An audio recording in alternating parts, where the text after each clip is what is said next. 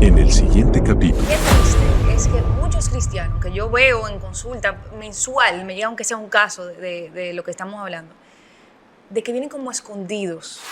El día que yo me siente con un paciente pensando que solamente es psicológico, también estoy equivocado. Pero ¿qué pasa si una persona tiene un déficit emocional, psíquico? O sea, ¿cómo manejar eso? ¿Cómo entender eso? Ya yo tengo una verdad. ¿Qué quiere decir? Que yo puedo pasar depresión, atravesar una muy fuerte depresión, sin tener un problema de fe, sin tener un problema de creencia en Dios.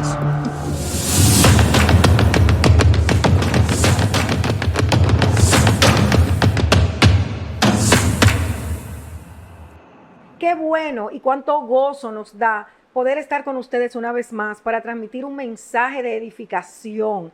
Y hoy, de manera muy particular, sé que así va a ser, porque venimos con un tema muy controversial, un tema que nos enfoca acerca de la fe y la psicología. Realmente, ¿qué pasa allí cuando nosotros tocamos esos temas? Porque ha habido muchos tabú al respecto, muchos pensamientos que quizás no han sido tan correctos. Y conmigo está Mónica Mejía Lluveres, psicóloga, para que nos pueda hablar un poquito acerca de este tema y podamos de verdad estar en un fundamento más firme y poder quizás alcanzar un mayor nivel de libertad acerca de lo que son las emociones, los sentimientos y la vida espiritual. Mónica, bienvenida a este programa que hacemos todas las semanas.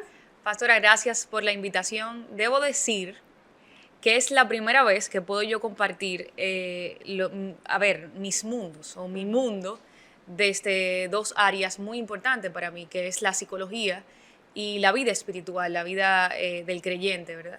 Yo creo que es un tema demasiado importante y yo agradezco que hayan pastores y que sobre todo yo esté sentada con una pastora que ha entendido que hay que mezclar en una misma oración salud mental, psicología y la vida espiritual de un creyente. Correcto. Y la Biblia, sobre todo. Así mismo, por eso yo tenía ya tiempo detrás de ti para que pudiésemos hacer este programa, porque realmente noto como muchas personas atribuyen a lo espiritual cosas que realmente son biológicas, son problemas hasta hormonales que puede tener una persona, que realmente le afectan lo espiritual. Y por esa pared divisoria, vamos a decir así, entre un área y la otra, pues las personas pasan mucho trabajo. Y nosotros no podemos ignorar, amados, que desde el libro de Génesis nosotros estamos viendo que entró el pecado a la humanidad.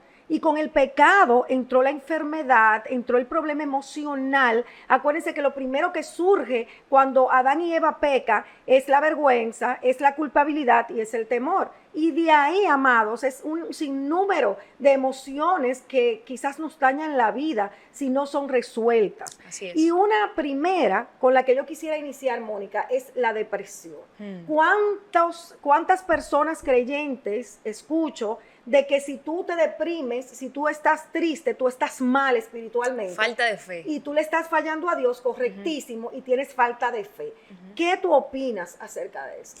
Oye, y lo veo, no solamente mi opinión, sino mi percepción también, voy a responder así, en consulta.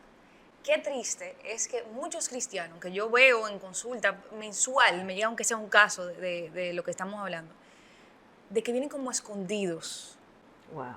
De que el liderazgo de la iglesia, que los pastores de la iglesia, que los hermanos de la iglesia no pueden saber que yo estoy yendo al psicólogo. Porque entonces va a parecer que yo estoy en pecado, que estoy en falta de fe. Que no está orando. Que no está orando. Que exactamente, que no hay comunión, que está desconectado. Y yo quiero comenzar con algo, y es que la depresión es una realidad.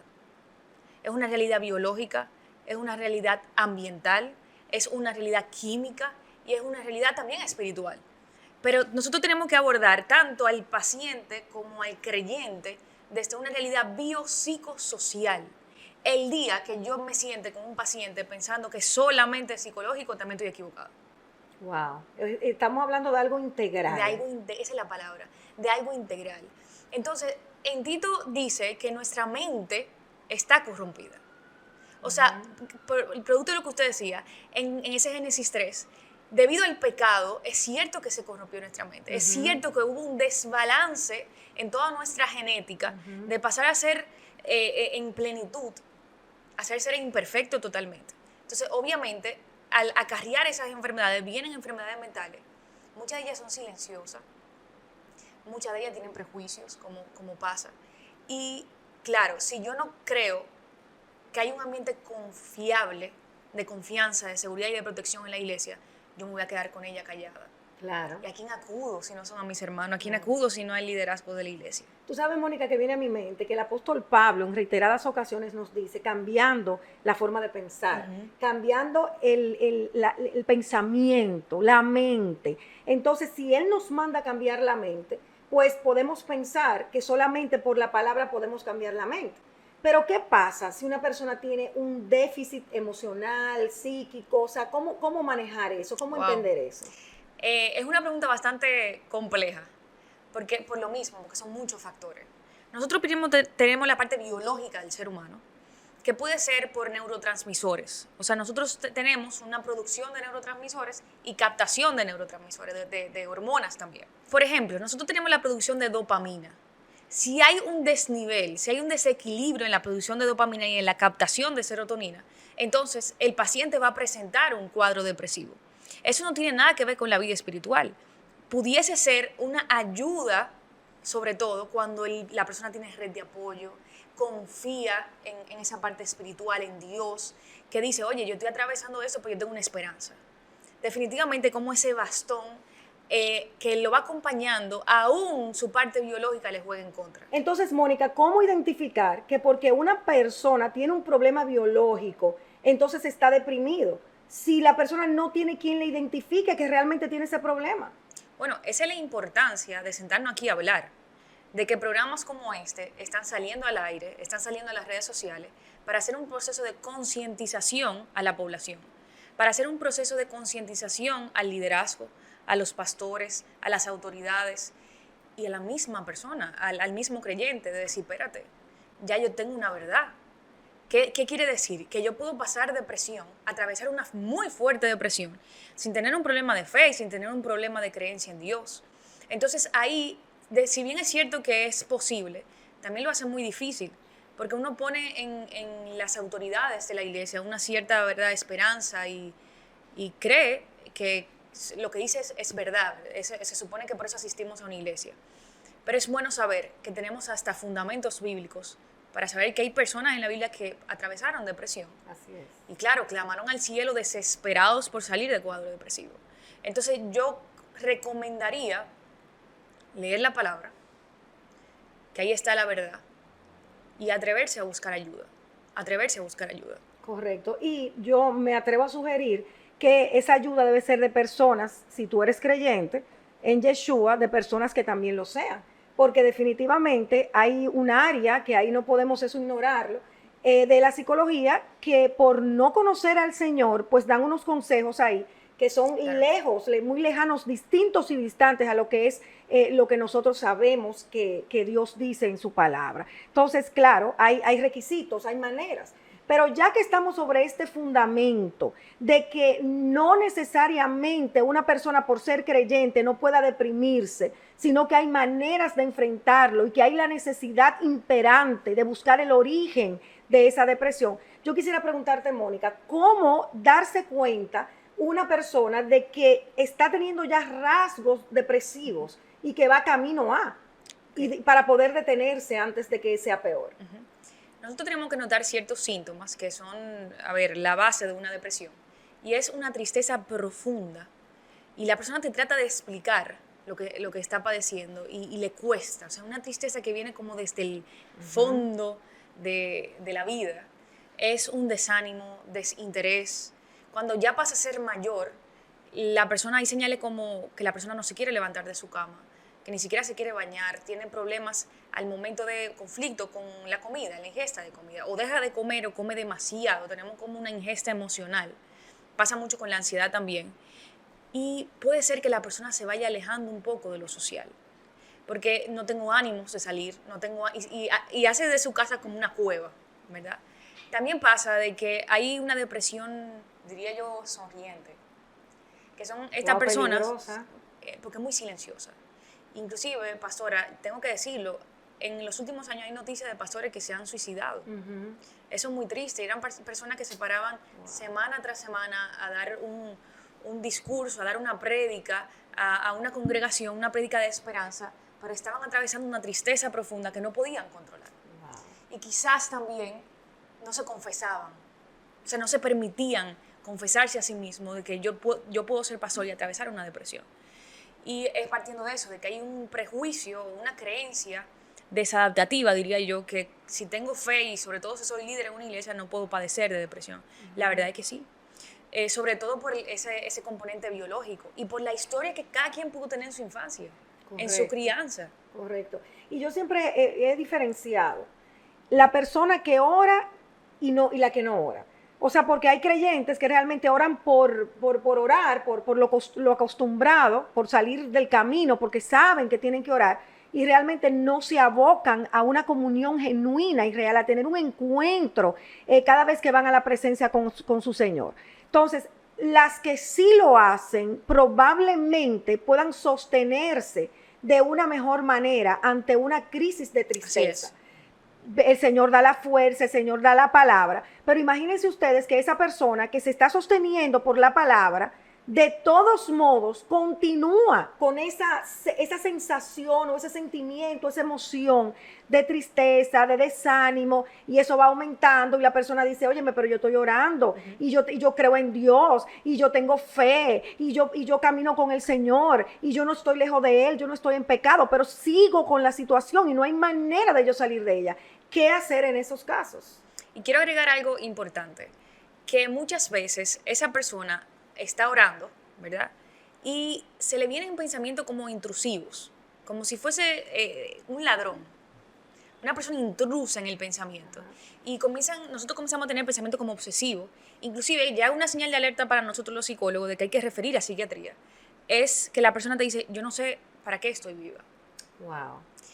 Y quizás no te lo diga así un creyente, no te lo dice así porque tiene miedo hasta de confesárselo a su psicólogo, pero te dice, no hay mucho sentido, te lo deja ahí, no hay mucho sentido.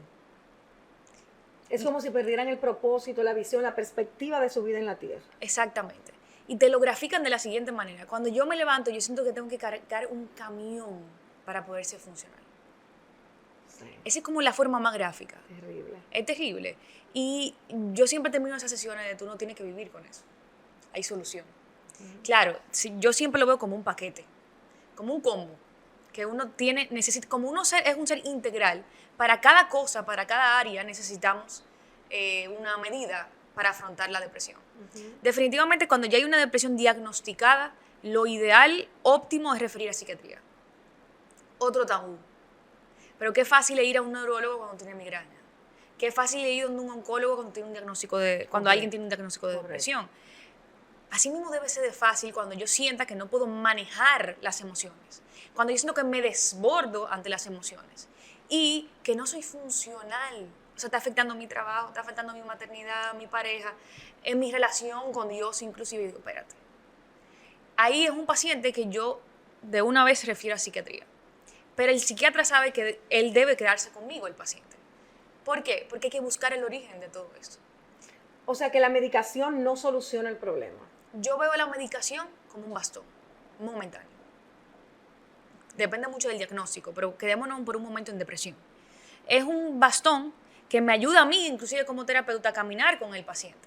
Porque como yo comienzo a hablar de heridas del pasado, como yo comienzo a hablar de mamá, de papá, de crianza, cuando es un paciente que su presente lo está desbordando. O sea, yo estoy induciendo a una depresión mayor. El paciente debe estabilizar sus síntomas que están siendo crónicos, que tienen una larga duración y que no lo puede manejar. Entonces, Mónica, nosotros pudiésemos decir que no necesariamente la falta de oración es la que te produce la permanencia en el estado de depresión, sino que muchas veces el estado de depresión te impide orar como es debido. Excelente, excelente. Y a mí me causa, por eso digo, wow, alegría, emoción que los pastores como usted supieran esta verdad. Porque es muy fácil si tú no estás orando, tú no estás viniendo a la iglesia, pero ¿por qué? Vamos a investigar el corazón. Vamos a investigar. ¿Verdad? ¿Qué está pasando? ¿Qué está pasando? Y cuando yo tengo una persona sentada, así como yo tengo que trabajar en no dejar lo espiritual de un lado e indagar la espiritualidad de la persona y apoyarme en la creencia en Dios, porque que es un gran combo cuando la persona cree en Dios y se deja acompañar de lo espiritual de Dios. También el pastor y los pastores. En el caso de usted, a mí me llena de alegría saber que usted ve más allá que, tú no estás orando. ¿Pero por qué? Hay una causa, claro, hay muchas causas. Claro, evidentemente, Natural, pero en el contexto, en este contexto, en lo que nos ocupa. Exacto, y ahí quizá usted se dé cuenta que esa persona está pasando por depresión primero que hasta la familia de esa persona. Wow, y salvemos una vida por no tener prejuicios. Así es, así es.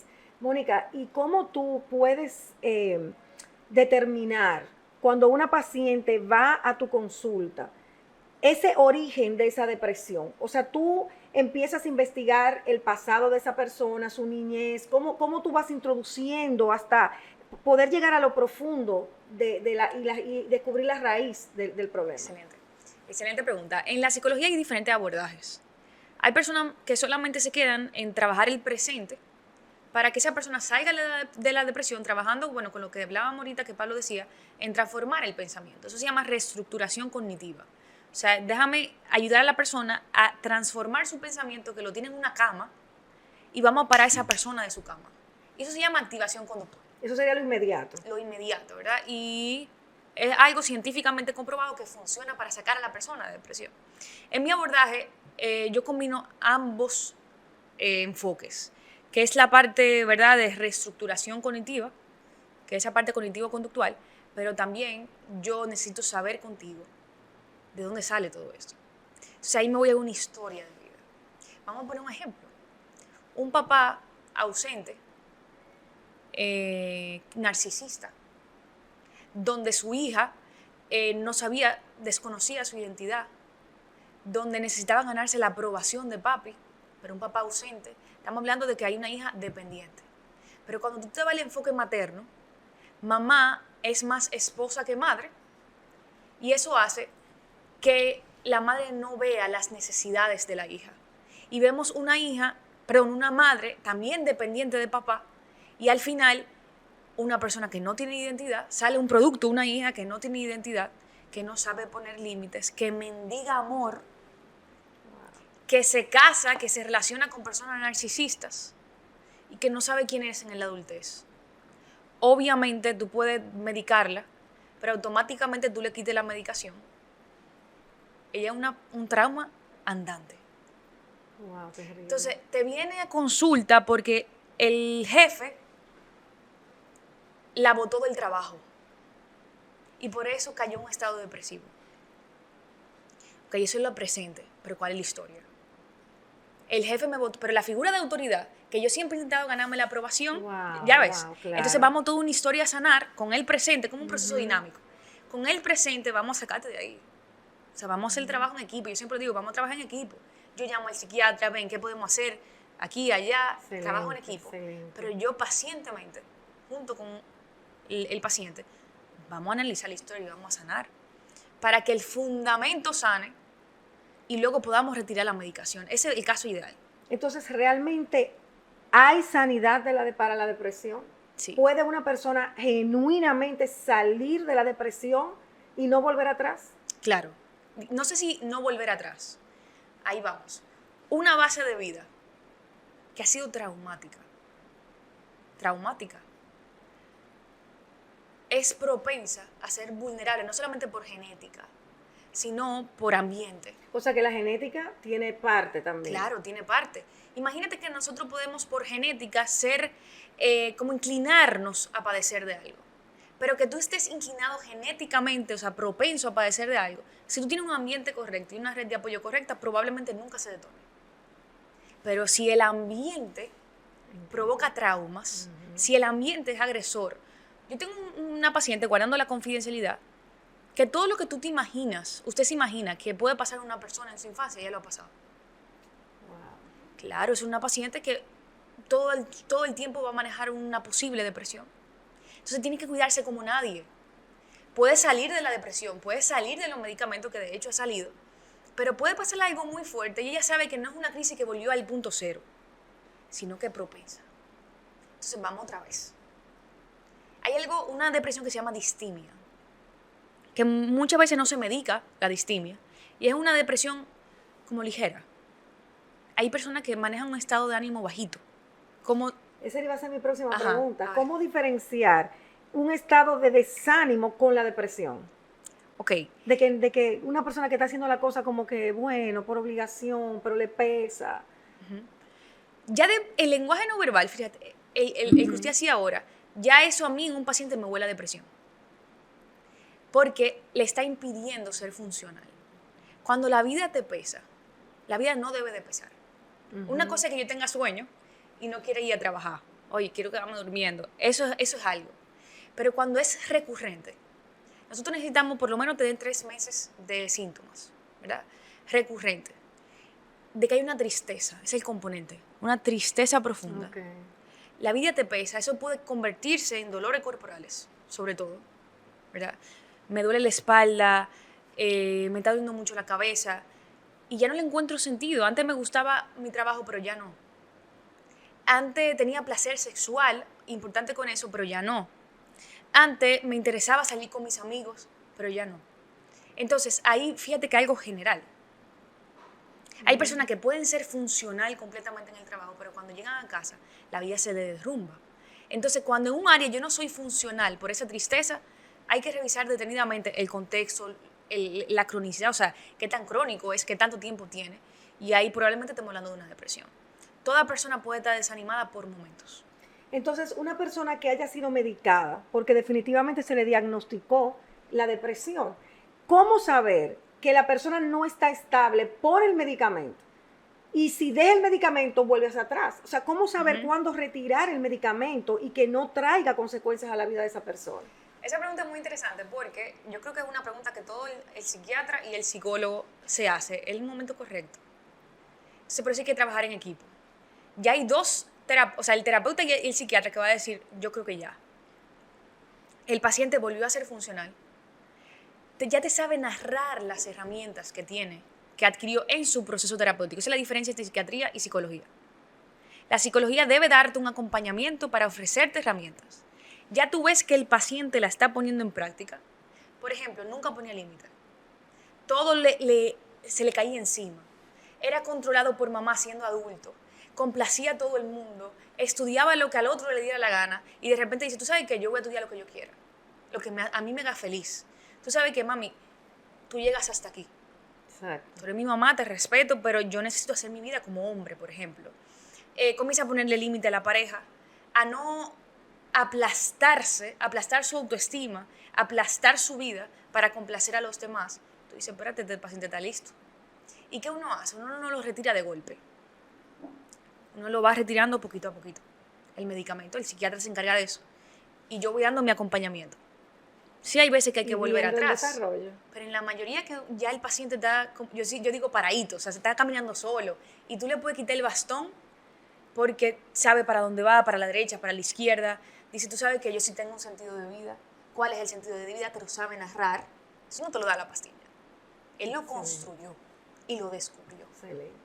Entonces, definitivamente nos damos cuenta, amados, que es necesaria en muchísimos casos la ayuda psicológica, que no porque te sientas triste en algún tiempo de tu vida y llegues hasta la depresión, estás pecando, estás mal con Dios. Hay un sinnúmero de razones que pueden estar provocando ese estado en que te encuentras. Entonces, te invitamos a que consulte con tus pastores y trates de buscar ayuda psicológica y, como te dije al principio, de personas que realmente sean creyentes para que pueda estar en consonancia la terapia que vas a recibir con lo que es la palabra de Dios. En el siguiente capítulo. Mónica, y tú mencionaste un término que antes no se conocía, por lo menos en mi época no se escuchaba, que es el narcisismo. Que hacen el trabajo de vender que sí. Porque el narcisista no va a terapia. Eso es una. Es muy raro que el narcisista acepte que hay algo que él tenga que cambiar. Entonces, ¿cuáles son las consecuencias que en el caso, por ejemplo, de un matrimonio, de un noviazgo, puede tener con la persona que no es narcisista y que está siendo víctima de uno narcisista? Pero el caso de un narcisista con una dependiente son un caso también muy complejo.